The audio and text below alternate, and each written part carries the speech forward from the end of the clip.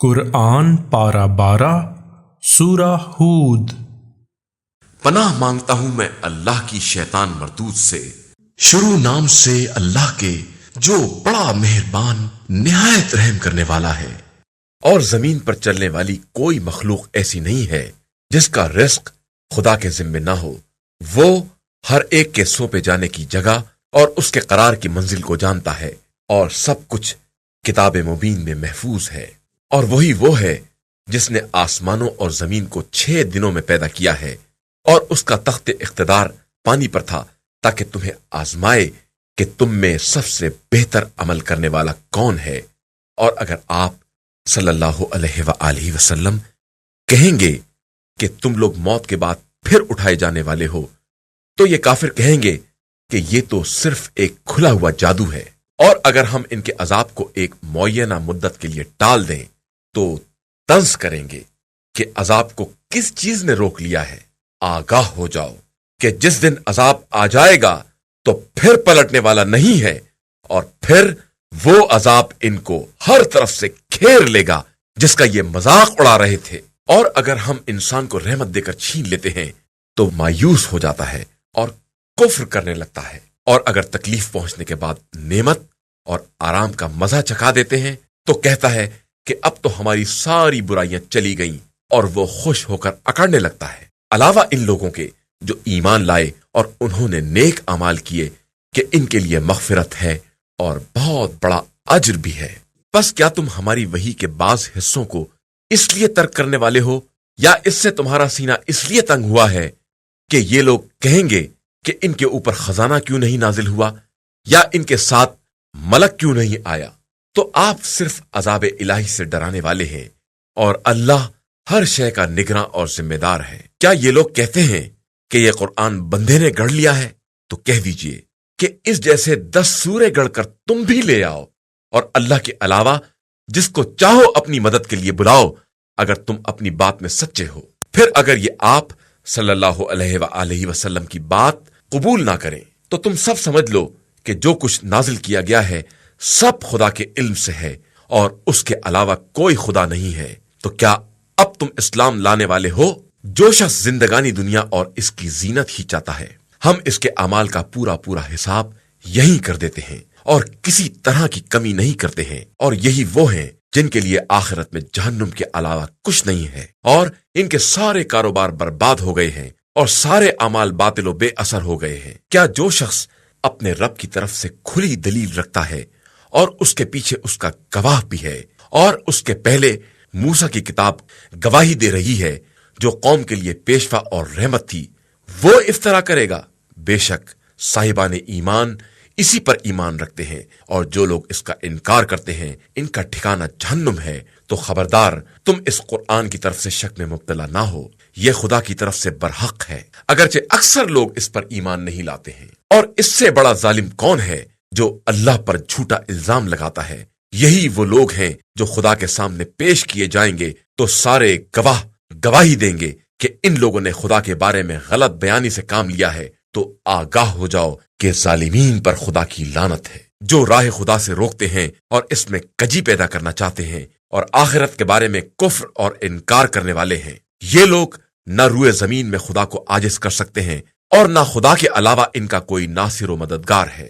ان کا عذاب دگنا کر دیا جائے گا کہ یہ نہ حق بات سن سکتے تھے اور نہ اس کے منظر عام کو دیکھ سکتے تھے۔ یہی وہ لوگ ہیں جنہوں نے خود اپنے نفس کو خسارے میں مبتلا کیا، اور ان سے وہ بھی گم ہو گئے جن کا افترا کیا کرتے تھے۔ یقیناً یہ لوگ آخرت میں بہت بڑا گھاٹا اٹھانے والے ہیں۔ بے شک جو لوگ ایمان لے آئے اور انہوں نے نیک اعمال انجام دیے اور اپنے رب کی بارگاہ میں عاجزی سے پیش آئے، وہی اہل جنت ہیں اور اس میں ہمیشہ رہنے والے ہیں۔ کافر اور مسلمان کی مثال اندھے بہرے اور دیکھنے سننے والے کی ہے۔ تو کیا یہ دونوں مثال کے اعتبار سے برابر ہو سکتے ہیں؟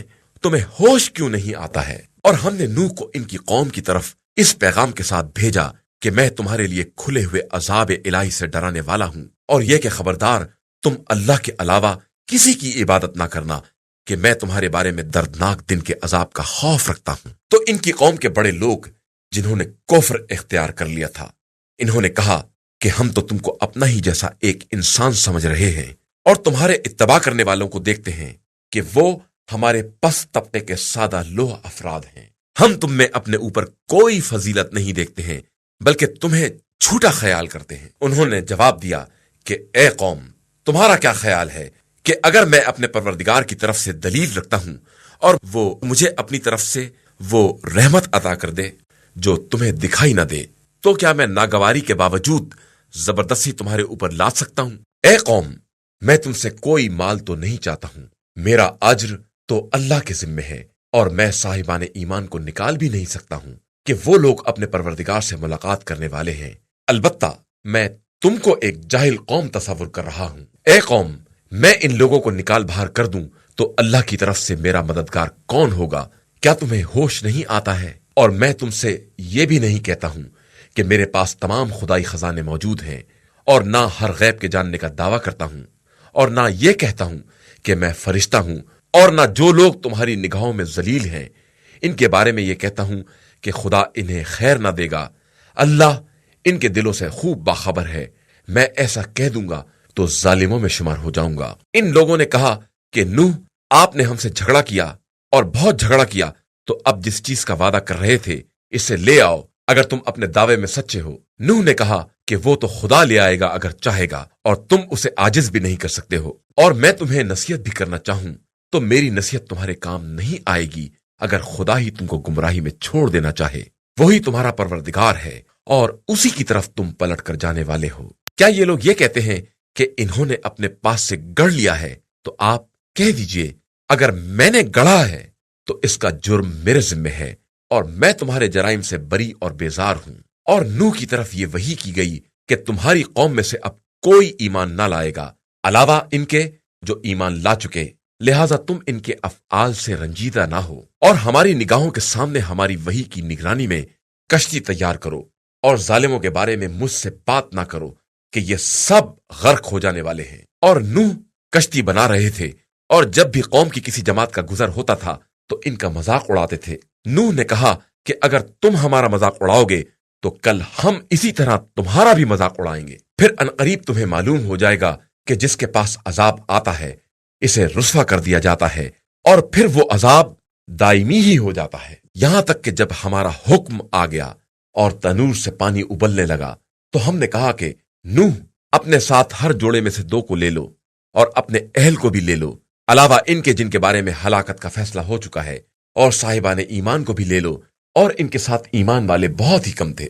نوح نے کہا اب تم سب کشتی میں سوار ہو جاؤ، خدا کے نام کے سہارے اس کا بہاؤ بھی ہے اور ٹھہراؤ بھی، اور بے شک میرا پروردگار بڑا بخشنے والا مہربان ہے۔ اور وہ کشتی انہیں لے کر پہاڑوں جیسی موجوں کے درمیان چلی جا رہی تھی کہ نوح نے اپنے فرزند کو آواز دی جو الگ جگہ پر تھا کہ فرزند، ہمارے ساتھ کشتی میں سوار ہو جا اور کافروں میں نہ ہو جا۔ اس نے کہا میں عنقریب پہاڑ پر پناہ لے لوں گا، وہ مجھے پانی سے بچا لے گا۔ نوح نے کہا کہ آج حکم خدا سے کوئی بچانے والا نہیں ہے سوائے اس کے جس پر خود خدا رحم کرے۔ اور پھر دونوں کے درمیان موج حائل ہو گئی اور وہ ڈوبنے والوں میں شامل ہو گیا۔ اور قدرت کا حکم ہوا کہ اے زمین اپنے پانی کو نگل لے، اور اے آسمان اپنے پانی کو روک لے۔ اور پھر پانی گھٹ گیا اور کام تمام کر دیا گیا، اور کشتی کوہ جودی پر ٹھہر گئی، اور آواز آئی کہ ہلاکت قوم ظالمین کے لیے ہے۔ اور نوح نے اپنے پروردگار کو پکارا کہ پروردگار، میرا فرزند میرے اہل میں سے ہے، اور تیرا وعدہ اہل کو بچانے کا برحق ہے، اور تو بہترین فیصلہ کرنے والا ہے۔ ارشاد ہوا کہ نوح، یہ تمہارے اہل سے نہیں ہے، یہ عمل غیر صالح ہے، لہٰذا مجھ سے اس چیز کے بارے میں سوال نہ کرو جس کا تمہیں علم نہیں ہے۔ میں تمہیں نصیحت کرتا ہوں کہ تمہارا شمار جاہلوں میں نہ ہو جائے۔ نوح نے کہا کہ خدایا، میں اس بات سے پناہ مانگتا ہوں کہ اس چیز کا سوال کروں جس کا علم نہ ہو، اور اگر تو مجھے معاف نہ کرے گا اور مجھ پر رحم نہ کرے گا تو میں خسارہ والوں میں ہو جاؤں گا۔ ارشاد ہوا، نوح، ہماری طرف سے سلامتی اور برکتوں کے ساتھ کشتی سے اترو، یہ سلامتی اور برکت تمہارے ساتھ کی قوم پر ہے، اور کچھ قومیں ہیں جنہیں ہم پہلے راحت دیں گے، اس کے بعد ہماری طرف سے دردناک عذاب ملے گا۔ پیغمبر صلی اللہ علیہ وآلہ وسلم، یہ غیب کی خبریں ہیں جن کی ہم آپ صلی اللہ علیہ وآلہ وسلم کی طرف وہی کر رہے ہیں جن کا علم نہ آپ کو تھا اور نہ آپ کی قوم کو، لہذا آپ صلی اللہ علیہ وآلہ وسلم صبر کریں کہ انجام صاحبان تقوی کے ہاتھ میں ہے۔ اور ہم نے قوم عاد کی طرف ان کے بھائی ہود کو بھیجا تو انہوں نے کہا کہ قوم والو، اللہ کی عبادت کرو، اس کے علاوہ تمہارا کوئی معبود نہیں ہے، تم صرف افطرا کرنے والے ہو۔ قوم والو، میں تم سے کسی اجرت کا سوال نہیں کرتا، میرا اجر تو اس پروردگار کے ذمے ہے جس نے مجھے پیدا کیا ہے، کیا تم عقل استعمال نہیں کرتے ہو؟ اے قوم، خدا سے استغفار کرو، اس کے بعد اس کی طرف ہمتن متوجہ ہو جاؤ، وہ آسمان سے موسلا دھار پانی برسائے گا اور تمہاری موجودہ قوت میں قوت کا اضافہ کر دے گا، اور خبردار مجرموں کی طرح منہ نہ پھیر لینا۔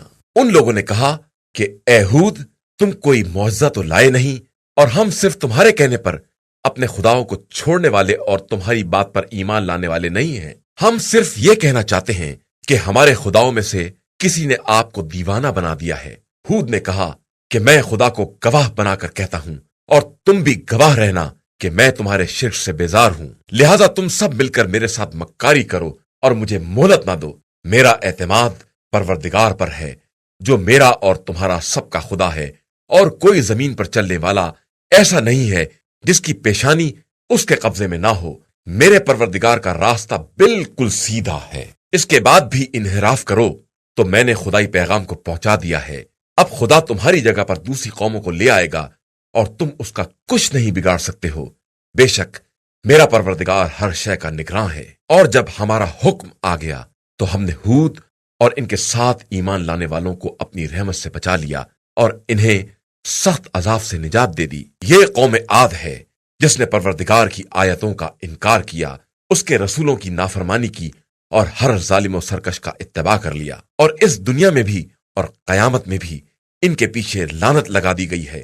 آگاہ ہو جاؤ کہ عاد نے اپنے پروردگار کا کفر کیا، تو اب ہود کی قوم عاد کے لیے ہلاکت ہی ہلاکت ہے۔ اور ہم نے قوم سمود کی طرف ان کے بھائی صالح کو بھیجا، اور انہوں نے کہا کہ اے قوم، اللہ کی عبادت کرو، اس کے علاوہ کوئی خدا نہیں ہے، اس نے تمہیں زمین سے پیدا کیا ہے اور اس میں آباد کیا ہے، اور اب اس سے استغفار کرو اور اس کی طرف متوجہ ہو جاؤ کہ میرا پروردگار قریب تر اور دعاؤں کا قبول کرنے والا ہے۔ ان لوگوں نے کہا کہ اے صالح، اس سے پہلے تم سے بڑی امیدیں وابستہ تھیں، کیا تم اس بات سے روکتے ہو کہ ہم اپنے بزرگوں کے معبودوں کی پرستش کریں؟ ہم یقیناً تمہاری دعوت کی طرف سے شک اور شبے میں ہیں۔ انہوں نے کہا کہ اے قوم، تمہارا کیا خیال ہے کہ اگر میں اپنے پروردگار کی طرف سے دلیل رکھتا ہوں اور اس نے مجھے رحمت عطا کی ہے، تو اگر میں اس کی نافرمانی کروں گا تو اس کے مقابلے میں کون میری مدد کر سکے گا؟ تم تو گھاٹے میں اضافے کے علاوہ کچھ نہیں کر سکتے ہو۔ اے قوم، یہ ناقہ اللہ کی طرف سے ایک نشانی ہے، اسے آزاد چھوڑ دو تاکہ زمین خدا میں چین سے کھائے، اور اسے کسی طرح کی تکلیف نہ دینا کہ تمہیں جلد ہی کوئی عذاب اپنی گرفت میں لے لے۔ اس کے بعد بھی ان لوگوں نے اس کی کونچیں کاٹ دیں، تو صالح نے کہا کہ اب اپنے گھروں میں 3 دن تک اور آرام کرو، یہ وعدہ الہی ہے جو غلط نہیں ہو سکتا ہے۔ اس کے بعد جب ہمارا حکم عذاب آ پہنچا تو ہم نے صالح اور ان کے ساتھ کے صاحبان ایمان کو اپنی رحمت سے اپنے عذاب اور اس دن کی رسوائی سے بچا لیا کہ تمہارا پروردگار صاحب قوت اور سب پر غالب ہے۔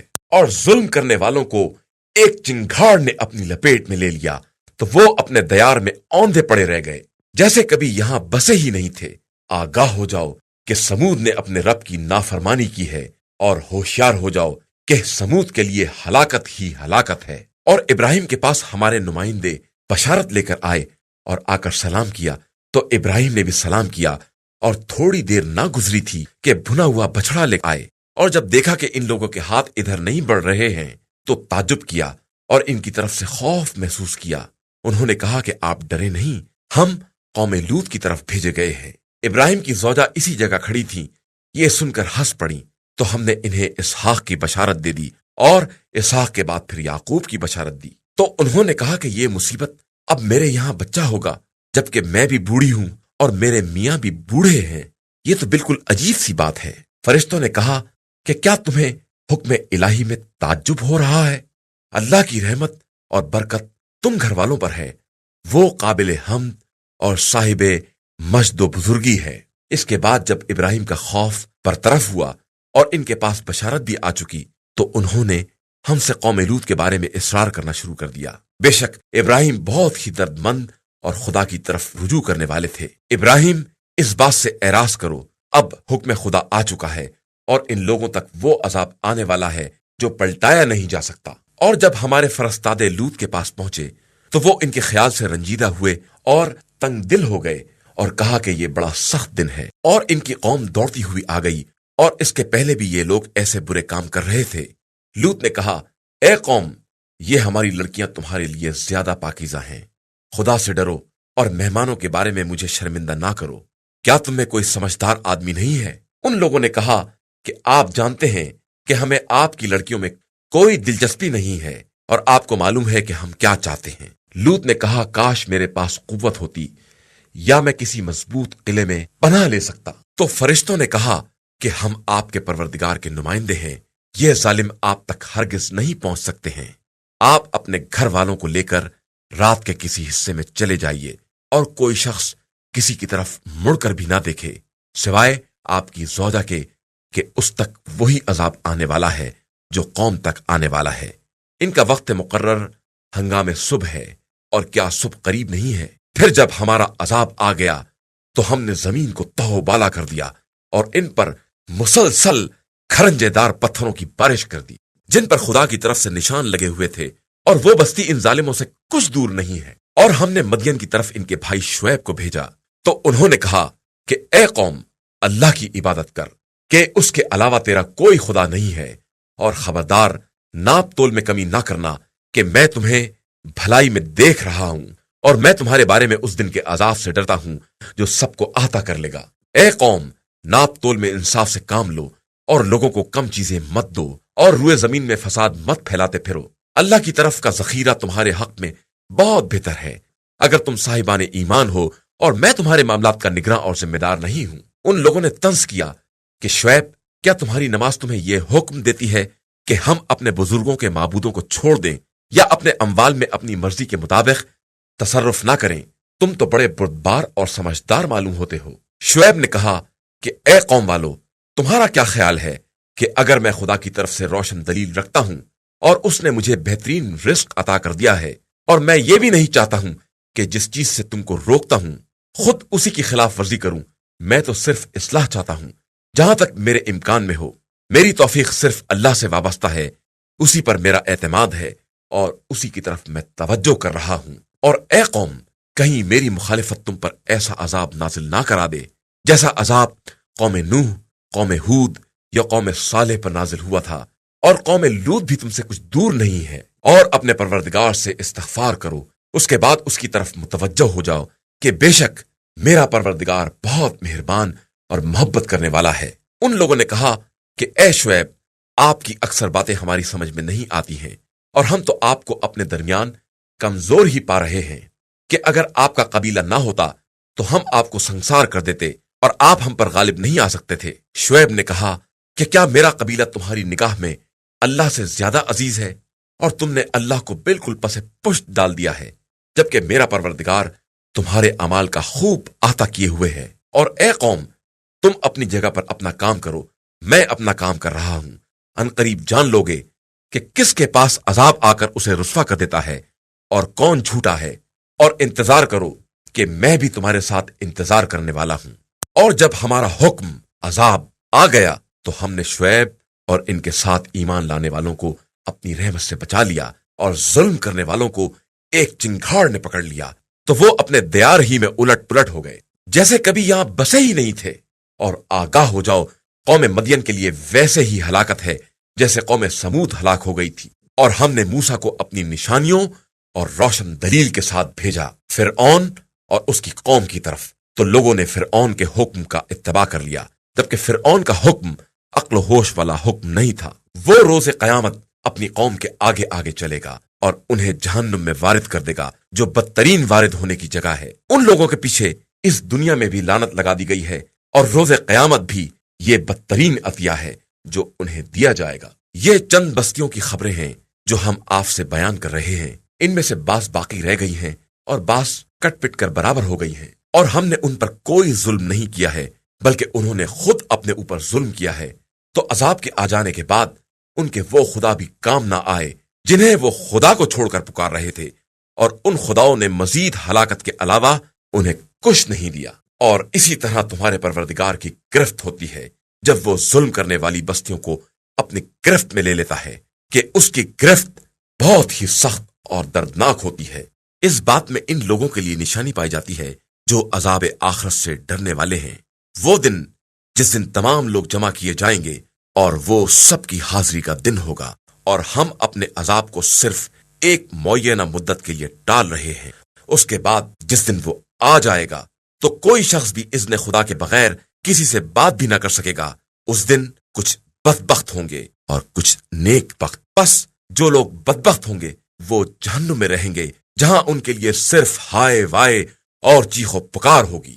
وہ وہیں ہمیشہ رہنے والے ہیں جب تک آسمان و زمین قائم ہے، مگر یہ کہ آپ کا پروردگار نکالنا چاہے کہ وہ جو بھی چاہے کر سکتا ہے۔ اور جو لوگ نیک بخت ہیں وہ جنت میں ہوں گے اور وہیں ہمیشہ رہیں گے جب تک کہ آسمان و زمین قائم ہے، مگر یہ کہ پروردگار اس کے خلاف چاہے۔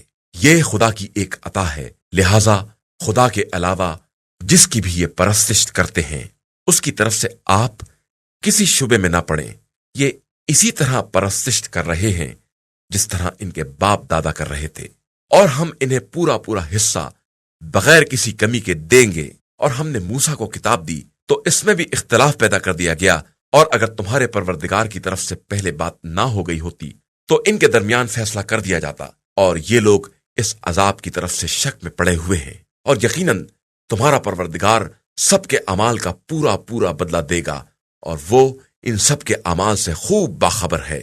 لہذا آپ کو جس طرح حکم دیا گیا ہے اسی طرح استقامت سے کام لیں، اور وہ بھی جنہوں نے آپ کے ساتھ توبہ کر لی ہے، اور کوئی کسی طرح کی زیادتی نہ کرے کہ خدا سب کے اعمال کو خوب دیکھنے والا ہے۔ اور خبردار تم لوگ ظالموں کی طرف جھکاؤ اختیار نہ کرنا کہ جہنم کی آگ تمہیں چھو لے گی، اور خدا کے علاوہ کوئی تمہارا سرپرست نہیں ہوگا اور تمہاری مدد بھی نہیں کی جائے گی۔ اور پیغمبر آپ صلی اللہ علیہ وآلہ وسلم دن کے دونوں حصوں میں اور رات گئے نماز قائم کریں کہ نیکیاں برائیوں کو ختم کر دینے والی ہیں، اور یہ ذکر خدا کرنے والوں کے لیے ایک نصیحت ہے۔ اور آپ صلی اللہ علیہ وآلہ وسلم صبر سے کام لیں کہ خدا نیک عمل کرنے والوں کے اجر کو ضائع نہیں کرتا ہے۔ تو تمہارے پہلے والے زمانوں اور نسلوں میں ایسے صاحبان عقل کیوں نہیں پیدا ہوئے جو لوگوں کو زمین میں فساد پھیلانے سے روکتے،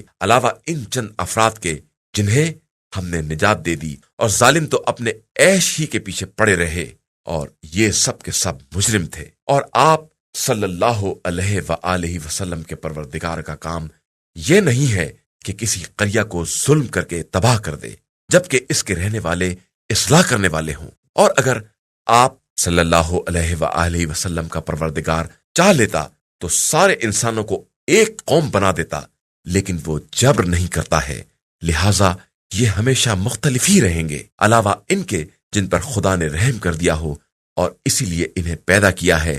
اور آپ کے پروردگار کی یہ بات قطعی حق ہے کہ ہم جہنم کو انسانوں اور جنوں سے بھر کر رہیں گے۔ اور ہم قدیم رسولوں کے واقعات آپ صلی اللہ علیہ وآلہ وسلم سے بیان کر رہے ہیں کہ ان کے ذریعے آپ کے دل کو مضبوط رکھیں، اور ان واقعات میں حق، نصیحت اور صاحبان ایمان کے لیے سامان عبرت بھی ہے۔ اور آپ صلی اللہ علیہ وآلہ وسلم ان بے ایمانوں سے کہہ دیں کہ تم اپنی جگہ پر کام کرو اور ہم اپنی جگہ پر اپنا کام کر رہے ہیں، اور پھر انتظار کرو کہ ہم بھی انتظار کرنے والے ہیں، اور اللہ ہی کے لیے آسمان اور زمین کا کل غیب ہے، اور اسی کی طرف تمام امور کی بازگشت ہے۔ لہذا آپ صلی اللہ علیہ وآلہ وسلم اسی کی عبادت کریں اور اسی پر اعتماد کریں کہ آپ کا رب لوگوں کے اعمال سے غافل نہیں ہے۔ سورہ یوسف۔ شروع نام سے اللہ کے جو بڑا مہربان نہایت رحم کرنے والا ہے۔ الف لام را، یہ کتاب مبین کی آیتیں ہیں۔ ہم نے اسے عربی قرآن بنا کر نازل کیا ہے کہ شاید تم لوگوں کو عقل آ جائے۔ پیغمبر ہم آپ صلی اللہ علیہ وآلہ وسلم کے سامنے ایک بہترین قصہ بیان کر رہے ہیں جس کی وحی اس قرآن کے ذریعے آپ صلی اللہ علیہ وآلہ وسلم کی طرف کی گئی ہے، اگرچہ اس سے پہلے آپ صلی اللہ علیہ وآلہ وسلم اس کی طرف سے بے خبر لوگوں میں تھے۔ اس وقت کو یاد کرو جب یوسف نے اپنے والد سے کہا کہ بابا، میں نے خواب میں 11 ستاروں اور آفتاب و مہتاب کو دیکھا ہے، اور یہ دیکھا ہے کہ یہ سب میرے سامنے سجدہ کر رہے ہیں۔ یعقوب نے کہا کہ بیٹا، خبردار، اپنا خواب اپنے بھائیوں سے بیان نہ کرنا کہ وہ لوگ الٹی سیدھی تدبیروں میں لگ جائیں گے کہ شیطان انسان کا بڑا کھلا ہوا دشمن ہے، اور اسی طرح تمہارا پروردگار تمہیں منتخب کرے گا اور تمہیں باتوں کی تعویل سکھائے گا، اور تم پر اور یعقوب کی دوسری اولاد پر اپنی نعمت کو تمام کرے گا، جس طرح تمہارے دادا پردادا ابراہیم اور اسحاق پر تمام کر چکا ہے۔ بے شک تمہارا پروردگار بڑا جاننے والا اور صاحب حکمت ہے۔ یقیناً یوسف اور ان کے بھائیوں کے واقعہ میں سوال کرنے والوں کے لیے بڑی نشانیاں پائی جاتی ہیں۔ جب ان لوگوں نے کہا کہ یوسف اور ان کے بھائی ابن یامین ہمارے باپ کی نگاہ میں زیادہ محبوب ہیں، حالانکہ ہماری ایک بڑی جماعت ہے، یقیناً ہمارے ماں باپ ایک کھلی ہوئی گمراہی میں مبتلا ہیں، تم لوگ یوسف کو قتل کر دو یا کسی زمین میں پھینک دو تو باپ کا رخ تمہاری ہی طرف ہو جائے گا اور تم سب ان کے بعد صالح قوم بن جاؤ گے۔ ان میں سے ایک شخص نے کہا کہ یوسف کو قتل نہ کرو بلکہ کسی اندھے کنویں میں ڈال دو تاکہ کوئی قافلہ اٹھا لے جائے اگر تم کچھ کرنا ہی چاہتے ہو۔ ان لوگوں نے یعقوب سے کہا کہ بابا، کیا بات ہے کہ آپ یوسف کے بارے میں ہم پر بھروسہ نہیں کرتے ہیں، حالانکہ ہم ان پر شفقت کرنے والے ہیں۔ کل ہمارے ساتھ بھیج دیجئے، کچھ کھائے پیے اور کھیلے، اور ہم تو اس کی حفاظت کرنے والے موجود ہی ہیں۔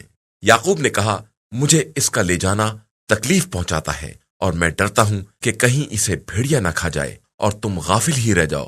اور ان لوگوں نے کہا کہ اگر اسے بھیڑیا کھا گیا اور ہم سب اس کے بھائی ہی ہیں تو ہم بڑے خسارہ والوں میں ہو جائیں گے۔ اس کے بعد جب وہ سب یوسف کو لے گئے اور یہ طے کر لیا کہ انہیں اندھے کنویں میں ڈال دیں، اور ہم نے یوسف کی طرف وحی کر دی کہ عنقریب تم ان کو اس سازش سے باخبر کرو گے اور انہیں خیال بھی نہ ہوگا۔ اور وہ لوگ رات کے وقت باپ کے پاس روتے پیٹتے آئے، کہنے لگے، بابا، ہم دوڑ لگانے چلے گئے اور یوسف کو اپنے سامان کے پاس چھوڑ دیا تو ایک بھیڑیا آ کر انہیں کھا گیا، اور آپ ہماری بات کا یقین نہ کریں گے چاہے ہم کتنے ہی سچے کیوں نہ ہوں، اور یوسف کے کرتے پر جھوٹا خون لگا کر لے آئے۔ یعقوب نے کہا کہ یہ بات صرف تمہارے دل نے گڑھی ہے، لہذا میرا راستہ صبر جمیل کا ہے، اور اللہ تمہارے بیان کے مقابلے میں میرا مددگار ہے۔ اور وہاں ایک قافلہ آیا جس کے پانی نکالنے والے نے اپنا ڈول کنویں میں ڈالا تو آواز دی، ارے واہ، یہ تو بچہ ہے، اور اسے ایک قیمتی سرمایہ سمجھ کر چھپا لیا، اور اللہ ان کے اعمال سے خوب باخبر ہے۔ اور ان لوگوں نے یوسف کو معمولی قیمت پر بیچ ڈالا، چند درہم کے عوض، اور وہ لوگ تو ان سے بیزار تھے ہی۔ اور مصر کے جس شخص نے انہیں خریدا تھا، اس نے اپنی بیوی سے کہا کہ اسے عزت و احترام کے ساتھ رکھو، شاید یہ ہمیں کوئی فائدہ پہنچائے یا ہم اسے اپنا فرزند بنا لیں۔ اور اس طرح ہم نے یوسف کو زمین میں اقتدار دیا، اور تاکہ اس طرح انہیں خوابوں کی تعبیر کا علم سکھائیں، اور اللہ اپنے کام پر غلبہ رکھنے والا ہے۔ یہ اور بات ہے کہ اکثر لوگوں کو اس کا علم نہیں ہے۔ اور جب یوسف اپنی جوانی کی عمر کو پہنچے تو ہم نے انہیں حکم اور علم عطا کر دیا کہ ہم اسی طرح نیک عمل کرنے والوں کو جزا دیا کرتے ہیں۔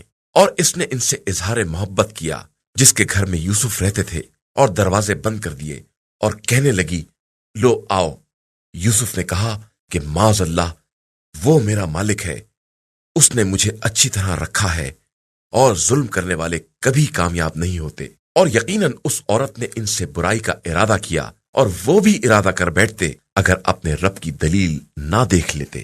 یہ تو ہم نے اس طرح کا انتظام کیا کہ ان سے برائی اور بدکاری کا رخ موڑ دیں کہ وہ ہمارے مخلص بندوں میں سے تھے۔ اور دونوں نے دروازے کی طرف سبقت کی، اور اس نے ان کا کرتا پیچھے سے پھاڑ دیا، اور دونوں نے اس کے سردار کو دروازے ہی پر دیکھ لیا۔ اس نے گھبرا کر فریاد کی، جو تمہاری عورت کے ساتھ برائی کا ارادہ کرے، اس کی سزا اس کے علاوہ کیا ہے کہ اسے قیدی بنا دیا جائے یا اس پر دردناک عذاب کیا جائے۔ یوسف نے کہا کہ اس نے خود مجھ سے اظہار محبت کیا ہے، اور اس پر اس کے گھر والوں میں سے ایک گواہ نے گواہی بھی دے دی کہ اگر ان کا دامن سامنے سے پھٹا ہے تو وہ سچی ہے اور یہ جھوٹوں میں سے ہیں، اور اگر ان کا کرتا پیچھے سے پھٹا ہے تو وہ جھوٹی ہے، یہ سچوں میں سے ہیں۔ پھر جو دیکھا کہ ان کا کرتا پیچھے سے پھٹا ہے تو اس نے کہا کہ یہ تم عورتوں کی مکاری ہے، تمہارا مکر بہت عظیم ہوتا ہے۔ یوسف، اب تم اس سے اعراض کرو، اور زلیخا تو اپنے گناہ کے لیے استغفار کر کہ تو خطا کاروں میں ہے۔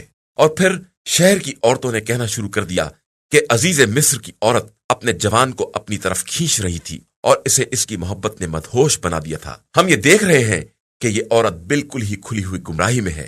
پھر جب زلیخا نے ان عورتوں کی مکاری اور تشہیر کا حال سنا تو بلا بھیجا اور ان کے لیے پرتکلف دعوت کا انتظام کر کے مسند لگا دی اور سب کو ایک ایک چھری دے دی، اور یوسف سے کہا کہ تم ان کے سامنے سے نکل جاؤ۔ پھر جیسے ہی ان لوگوں نے دیکھا تو بڑا حسین و جمیل پایا اور اپنے ہاتھ کاٹ ڈالے اور کہا کہ ماشاء اللہ، یہ تو آدمی نہیں ہے بلکہ کوئی محترم فرشتہ ہے۔ زلیخا نے کہا کہ یہی وہ ہے جس کے بارے میں تم لوگوں نے میری ملامت کی ہے، اور میں نے اسے کھینچنا چاہا تھا کہ یہ بچ کر نکل گیا، اور جب میری بات نہیں مانی تو اب قید کیا جائے گا اور ذلیل بھی ہوگا۔ یوسف نے کہا کہ پروردگار، یہ قید مجھے اس کام سے زیادہ محبوب ہے جس کی طرف یہ لوگ دعوت دے رہی ہیں، اور اگر تو ان کے مکر کو میری طرف سے موڑ نہ دے گا تو میں ان کی طرف مائل ہو سکتا ہوں اور میرا شمار بھی جاہلوں میں ہو سکتا ہے۔ تو ان کے پروردگار نے ان کی بات قبول کر لی اور ان عورتوں کے مکر کو پھیر دیا کہ وہ سب کی سننے والا اور سب کا جاننے والا ہے۔ اس کے بعد ان لوگوں کو تمام نشانیاں دیکھنے کے بعد بھی یہ خیال آ گیا کہ کچھ مدت کے لیے یوسف کو قیدی بنا دیں، اور قید خانے میں ان کے ساتھ 2 جوان اور داخل ہوئے۔ ایک نے کہا کہ میں نے خواب میں اپنے کو شراب نچوڑتے دیکھا ہے، اور دوسرے نے کہا کہ میں نے دیکھا ہے کہ میں اپنے سر پر روٹیاں لادے ہوں اور پرندے اس میں سے کھا رہے ہیں۔ ذرا اس کی تعویل تو بتاؤ کہ ہماری نظر میں تم نیک کردار معلوم ہوتے ہو۔ یوسف نے کہا کہ جو کھانا تم کو دیا جاتا ہے وہ نہ آنے پائے گا، اور میں تمہیں تعبیر بتا دوں گا۔ یہ تعبیر میرے پروردگار نے بتائی ہے، اور میں نے اس قوم کے راستے کو چھوڑ دیا ہے جس کا ایمان اللہ پر نہیں ہے اور وہ روز آخرت کا بھی انکار کرنے والی ہے۔ میں اپنے باپ دادا ابراہیم، اسحاق اور یعقوب کے طریقے کا پیرو ہوں۔ میرے لیے ممکن نہیں ہے کہ میں کسی چیز کو بھی خدا کا شریک بناؤں۔ یہ تو میرے اوپر اور تمام انسانوں پر خدا کا فضل و کرم ہے، لیکن انسانوں کی اکثریت شکر خدا نہیں کرتی ہے۔ میرے قید خانے کے ساتھیوں، ذرا یہ تو بتاؤ کہ متفرق قسم کے خدا بہتر ہوتے ہیں یا ایک خدائے واحد و قہار؟ تم اس خدا کو چھوڑ کر صرف ان ناموں کی پرستش کرتے ہو جنہیں تم نے خود رکھ لیا ہے یا تمہارے آباء و اجداد نے۔ اللہ نے ان کے بارے میں کوئی دلیل نازل نہیں کی ہے، جبکہ حکم کرنے کا حق صرف خدا کو ہے، اور اسی نے حکم دیا ہے کہ اس کے علاوہ کسی کی عبادت نہ کی جائے، کہ یہی مستحکم اور سیدھا دین ہے، لیکن اکثر لوگ اس بات کو نہیں جانتے ہیں۔ میرے قید خانے کے ساتھیوں، تم سے ایک اپنے مالک کو شراب پلائے گا اور دوسرا سولی پر لٹکا دیا جائے گا، اور پرندے اس کے سر سے نوچ نوچ کر کھائیں گے۔ یہ اس بات کے بارے میں فیصلہ ہو چکا ہے جس کے بارے میں تم سوال کر رہے ہو، اور پھر جس کے بارے میں خیال تھا کہ وہ نجات پانے والا ہے۔ اس سے کہا کہ ذرا اپنے مالک سے میرا بھی ذکر کر دینا، لیکن شیطان نے اسے مالک سے ذکر کرنے کو بھلا دیا، اور یوسف چند سال تک قید خانے ہی میں پڑے رہے۔ اور پھر ایک دن بادشاہ نے لوگوں سے کہا کہ میں نے خواب میں 7 موٹی گائیں دیکھی ہیں جنہیں 7 پتلی گائیں کھائے جا رہی ہیں، اور 7 ہری تازی بالیاں دیکھی ہیں اور 7 خشک بالیاں دیکھی ہیں۔ تم سب میرے خواب کے بارے میں رائے دو، اگر تمہیں خواب کی تعبیر دینا آتا ہو تو۔ ان لوگوں نے کہا کہ یہ تو ایک خواب پریشان ہے اور ہم ایسے خوابوں کی تعبیر سے باخبر نہیں ہیں۔ اور پھر دونوں قیدیوں میں سے جو بچ گیا تھا اور جسے ایک مدت کے بعد یوسف کا پیغام یاد آیا، اس نے کہا کہ میں تمہیں اس کی تعبیر سے باخبر کرتا ہوں، لیکن ذرا مجھے بھیج تو دو۔ یوسف، اے مرد صدیق، ذرا ان 7 موٹی گایوں کے بارے میں جنہیں 7 دبلی گائیں کھا رہی ہیں، اور 7 ہری بالیوں اور 7 خشک بالیوں کے بارے میں اپنی رائے تو بتاؤ۔ شاید میں لوگوں کے پاس باخبر واپس جاؤں تو شاید انہیں بھی علم ہو جائے۔ یوسف نے کہا کہ تم لوگ 7 برس تک مسلسل زراعت کرو گے، تو جو غلہ پیدا ہو اسے بالیوں سمیت رکھ دینا، علاوہ تھوڑی مقدار کے جو تمہارے کھانے کے کام میں آئے۔ اس کے بعد 7 سخت سال آئیں گے جو تمہارے سارے ذخیروں کو کھا جائیں گے، علاوہ اس تھوڑے مال کے جو تم نے بچا کر رکھا ہے۔ اس کے بعد 1 سال آئے گا جس میں لوگوں کی فریاد رسی اور بارش ہوگی اور لوگ خوب انگور نچوڑیں گے۔ تو بادشاہ نے یہ سن کر کہا کہ ذرا اسے یہاں تو لے آؤ۔ پس جب نمائندہ آیا تو یوسف نے کہا کہ اپنے مالک کے پاس پلٹ کر جاؤ اور پوچھو کہ ان عورتوں کے بارے میں کیا خیال ہے جنہوں نے اپنے ہاتھ کاٹ ڈالے تھے، کہ میرا پروردگار ان کے مکر سے خوب باخبر ہے۔ بادشاہ نے ان عورتوں سے دریافت کیا کہ آخر تمہارا کیا معاملہ تھا جب تم نے یوسف سے اظہار تعلق کیا تھا؟ ان لوگوں نے کہا کہ ماشاء اللہ، ہم نے ہرگز ان میں کوئی برائی نہیں دیکھی۔ تو عزیز مصر کی بیوی نے کہا کہ اب حق بالکل واضح ہو گیا ہے کہ میں نے خود انہیں اپنی طرف مائل کرنے کی کوشش کی تھی اور وہ صادقین میں سے ہیں۔